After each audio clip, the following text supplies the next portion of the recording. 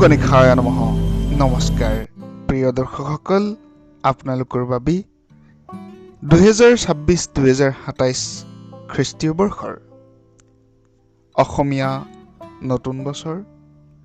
এই অসমীয়া নতুন বছৰৰ ফলাফল লৈ আহিছো। মেঘ ৰাশিৰ জাতক জাতিকাসকলৰ বাবে প্ৰথম ভিডিঅ' আৰম্ভণি কৰিছো। আপোনালোকে মৰম দিব, আশীৰ্বাদ দিব বুলি আমি আশাবাদী। মা ভগৱতী মা কামাখ্যাৰ শ্ৰীচৰণত অজস্ৰ প্ৰণিপাতেৰে আৰম্ভ কৰিছো এই বিশেষ ভিডিঅ'। সকলোৰে সৰ্বাংগীন উন্নতি হওক, মনে বিচৰা আশা আকাংক্ষাই পূৰ্ণতা লাভ কৰক, তাৰেই কামনা।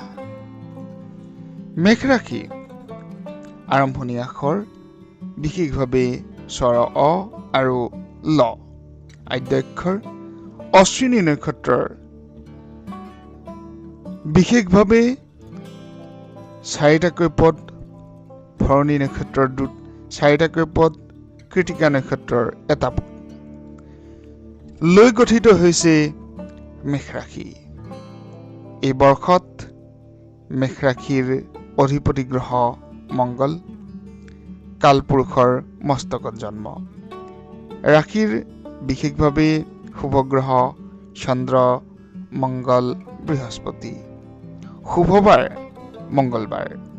শুভ ৰং ৰঙা, গোলপীয়া। শুভ সংখ্যা 1, 3 আৰু 9।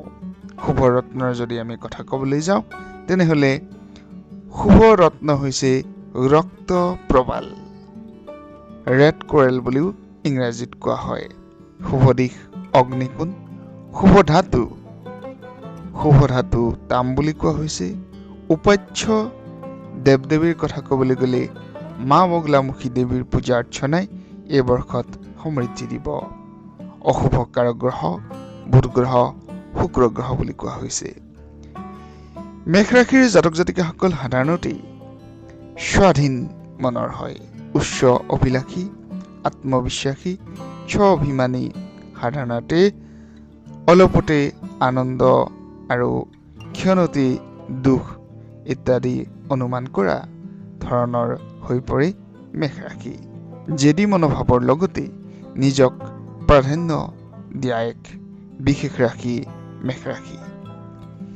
এই মেঘ ৰাশিৰ জাতক জাতিকাসকলৰ এই বৰ্ষত বিশেষভাৱে ধনৰ অধিপতি গ্ৰহ শুক্ৰ বিশেষ অৱস্থান কৰি শুক্ৰ ৰাশিতে থকাৰ বাবে বিভিন্ন প্ৰকাৰে নানাবিধ উপাৰ্জনৰ সুযোগ আহিব। বিভিন্ন ধৰণৰ ইনকামৰ উৎস আপোনালোকে পাব। বিভিন্ন উপায়েৰে সৎভাৱে ধন উপাৰ্জন কৰি সঞ্চয় বৃদ্ধি কৰিব পাৰিব। এই বৰ্ষত উচ্চ কৰ্ম লাভৰ সুবিধা আহিব। ৰাজসাহাৰ্য এই বৰ্ষত ৰাজসাহাৰ্যৰ সময়, কৰ্মবদলিৰ সময়। কিছু কিছু ক্ষেত্ৰত মানসিক অশান্তিও আহিব পাৰে, বিশেষভাৱে ব্যৱসায় বাণিজ্য কৰ্মক্ষেত্ৰত। বিশেষ গ্ৰহৰ পৰিৱৰ্তনে এই বৰ্ষত বাণিজ্যৰ ক্ষেত্ৰত শুভাশুভ ফলো দেখুৱাইছে। প্ৰেম, প্ৰণয়, বিবাহ, বৈবাহিক জীৱন ইত্যাদিৰ বাবে পাৰিবাৰিক কথাখিনি ক'ব বিচাৰিছো। প্ৰেম প্ৰণয়ৰ ক্ষেত্ৰত মনে বিচৰা বিপৰীত লিংগৰ পৰা সম্পূৰ্ণ সহায় সহযোগিতা পাব। বিবাহৰ উপযোগীসকলে বিবাহৰ যোগাযোগত গৃহৰ পৰা সম্পূৰ্ণ সমৰ্থন পাব। বিবাহৰ পথ শুভ বুলি কোৱা হৈছে। বৈবাহিক ক্ষেত্ৰত চলি থকা বিভিন্ন ধৰণৰ অসুবিধাৰ আঁতৰ হোৱাৰ সম্ভাৱনা দেখা দিছে। সন্তানৰ সুখ আশা কৰিব পাৰি এই বৰ্ষত। বিদ্যাৰ্থীসকলৰ বাবে উচ্চ শিক্ষা অৰ্জনৰ ক্ষেত্ৰত জ্যেষ্ঠজনৰ সহায় লাভ, সুনাম কৰাৰ সময়। কনিষ্ঠসকলৰ পৰা কিছু বাধা আহিব যদিও বিশেষ ক্ষতি নহয় বুলি কোৱা হৈছে। মনে বিচৰা উচ্চ আকাংক্ষা পূৰ্ণতা লাভ কৰিব পাৰে।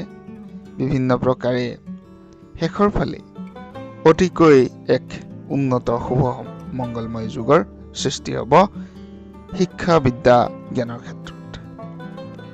স্বাস্থ্যৰ কথা যদি ক'বলৈ যাওঁ এই বৰ্ষত পুৰণি বিভিন্ন ধৰণৰ স্বাস্থ্যজনিত সমস্যাৰ পৰা সকাহৰ সময় পাব। সাধাৰণতে সৰু সুৰা আঘাত প্ৰাপ্ত হোৱাৰ সম্ভাৱনা আছে যদিও বৰ বিশেষ অসুবিধা নাপায় এই বৰ্ষত।